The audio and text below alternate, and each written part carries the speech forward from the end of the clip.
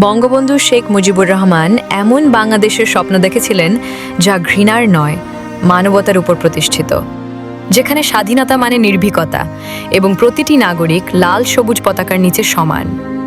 সেই স্বপ্ন ত্যাগের মাধ্যমে লেখা হয়েছিল সোনার বাংলার আশায় এগিয়ে চলেছিল। কিন্তু আজ তা ক্ষতবিক্ষত।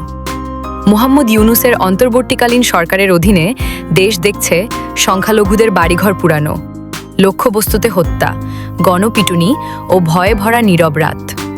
রাষ্ট্র নীরব থাকায় সহিংসতা আরও সাহসী। গণতন্ত্রের চতুর্থ স্তম্ভ মিডিয়াও আক্রমণের মুখে। সাংবাদিকরা হুমকির শিকার, সত্যকে চুপ করানো হয়। মিডিয়াকে দমন মানেই গণতন্ত্রকে দমন। এটি সেই বাংলাদেশ নয় যা বঙ্গবন্ধু প্রতিশ্রুতি দিয়েছিলেন। সংখ্যালঘু নিরাপদ নয়, আইন চরমপন্থার কাছে নত, সত্য শাস্তি পায়, সেখানে জাতি এগোতে পারে না। বঙ্গবন্ধুর স্বপ্ন ছিল শুধু স্বাধীনতা নয়, নিরাপত্তা, সাম্য ও নির্ভীক কণ্ঠস্বর।